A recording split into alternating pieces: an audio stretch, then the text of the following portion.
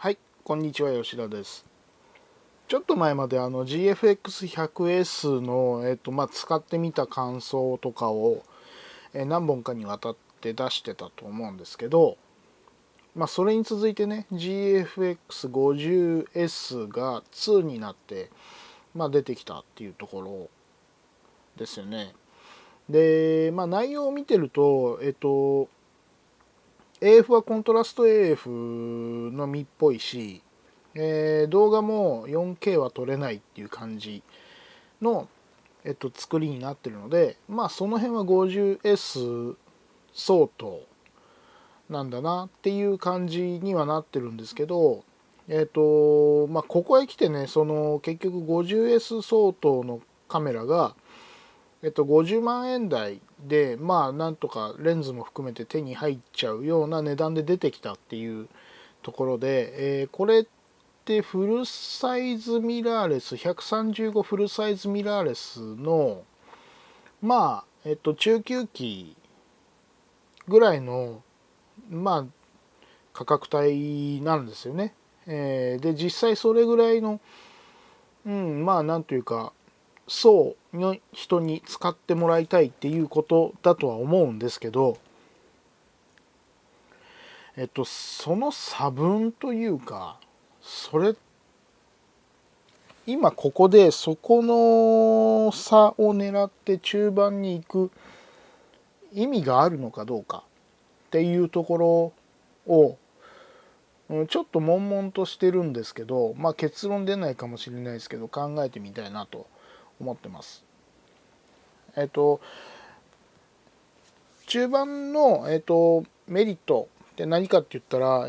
センサーサイズが大きいことなんですよね。センサーサイズが大きいことによって同じ画素数を確保しても1画素あたりが大きくなるので、データとしてはノイズ耐性とかには余裕が出るっていう部分があるっていうのと、画質面が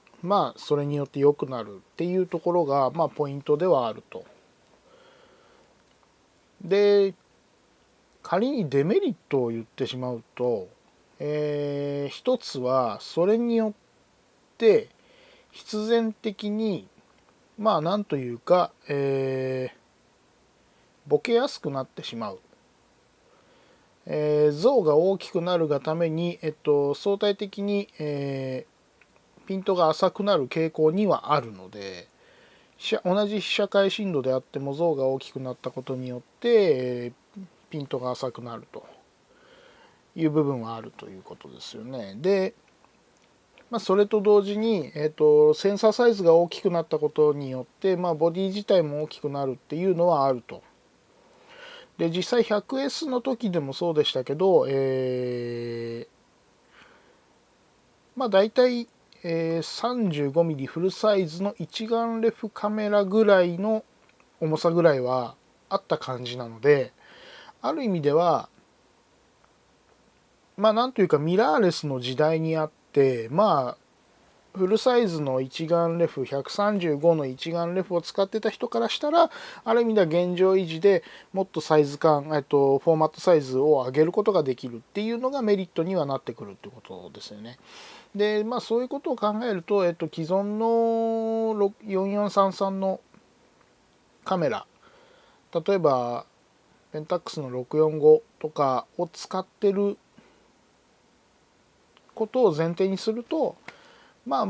軽い部類には入ってくるっ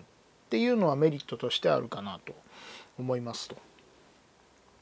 で正直申し上げて、個人的には、50S2 に関して興味があるかというとそこまでありませんと。でやっぱり 50S2 に関して言えばやっぱり狙ってるのは、135フルサイズミラーレスを買う人の選択肢になりたいっていうことだと思うんですよね。で、ただ 100S だとそこに関してはお値段はかなり高いので、その下狙いやすい一般の人が購入しやすいところを狙ってるっていうのが 50S2 の、存在価値だと思いますと。でまあちょっと前まで GFX50R がやっぱり結構戦略的な価格設定で30万円台まで新品で値段を下げて出てたりとかもしたので、そういう意味で、富士フイルムは、GFX の方に、ユーザーを呼び込みたいっていう部分はあるんだと思いますと。っていうのもやっぱり最近カメラはやっぱり台数としてはそんなに出ないので、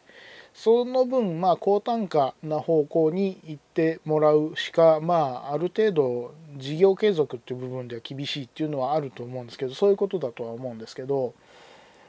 じゃあ正直言って50万のカメラを同じね額でほぼほぼ画素数も一緒だから伸ばそうと思って伸ばせるのは大体同じぐらいっていうふうに考えていくと、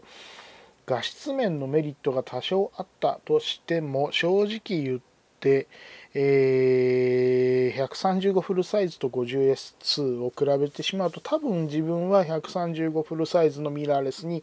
行くんじゃないかなと思います。なんでかっていうと、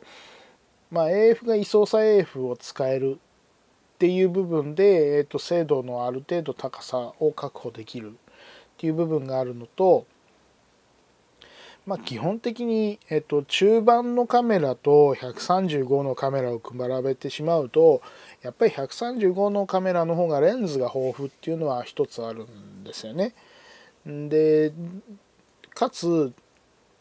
中盤になってくると必然的にレンズが大きくなってきて、レンズが大きくなってさらにズームレンズは135ほど、明るいものが使えないっていうことになってくるので、トータルで見た時に135のフルサイズの方が融通は効くだろうなというか、いろんな人に向くだろうなっていうところですね。じゃあ、GFX をあえて買うっていう判断をする場合にはどういうところでメリットがあるかって言ったら、少なくとも 50S2 の場合ね 50S2 の場合に関してはそのさっき言ったある程度の、画質の良さっていうところがやっぱり求める部分にはなってくるかなと。だからアマチュアの方趣味の方作品を作りたい人である程度スピードが遅くなることも許容できる上で、画質に全振りしたいっていうことを考えると 50S2 はありなのかなと思います。で逆に、私がじゃあ GFX のメリットを感じる部分がどこにあるかというと、正直言うと 100S100 以降かなと思っています。っていうのは、位相差 AF が乗ってかつ一応動画的にも 4K が撮れるようになってて、それで、画素数としても、1億画素っていうところでフォーマットサイズが大きいそれ相応の画質が得られる部分に対してある程度伸ばせるようにもなったっていうところが個人的にはポイントとしては高いかなと。そこまでいくと、GFX に移行するメリットがあるかなと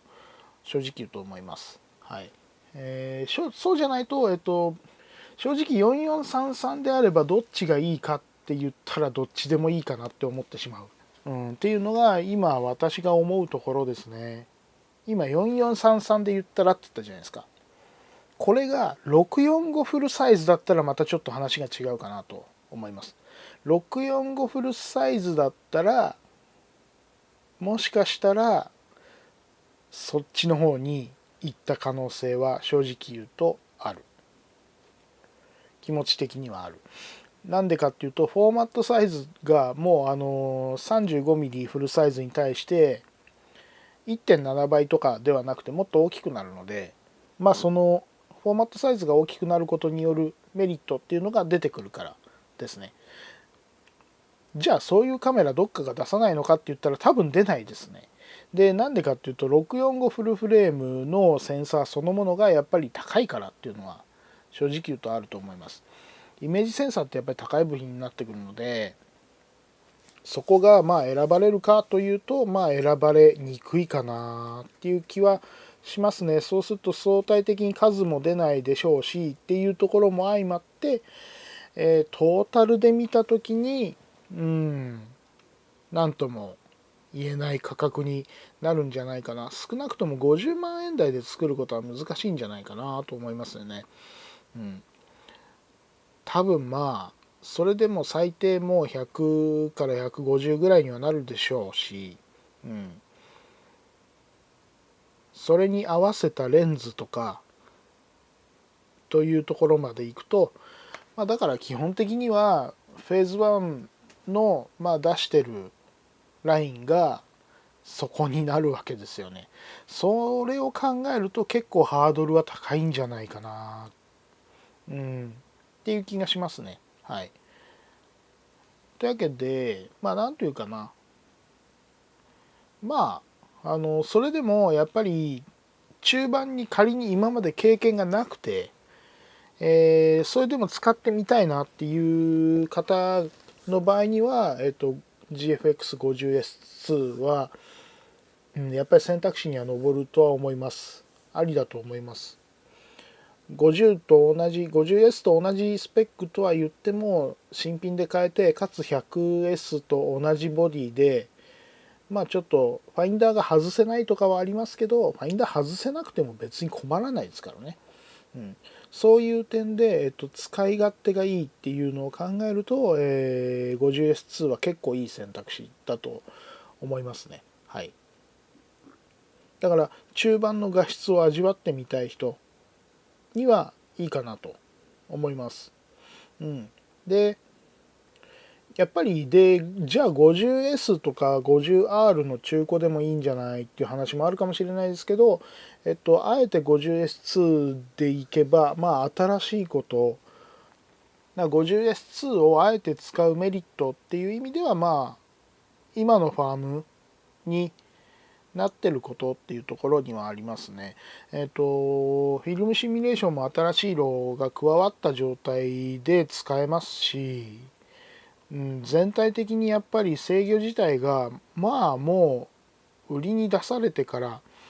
もうね5代目になるカメラになってくるので、そういう意味ではある程度のブラッシュアップがかけられてるというところは期待してもいいんじゃないかなっていう気がしますね。そういう意味で、50S2 に行くメリットはあるかなと思います。あえて、ファインダーが飛び出てない 50R の方が欲しいっていう意味で 50R を選ぶ方はいらっしゃるかもしれないですよね。そういうのはありかなとも思いますけど。そういう観点から考えると 50S2 はありだと思います。はい。というわけでですね、なんというか、個人的な感じとしては、もうちょっと何かしらの、あえての4433センサーに行くメリットがもうちょっと明示的に欲しいなっていうふうに感じてしまうっていうところですかね。50S2 に関しては。はい。ね、ちょっと皆さんもね、もしかしたら中盤 50S2 そんな 100S の70万なんて払えないよ、レンズもつけちゃったら100万になっちゃうしっていうこともあると思いますし、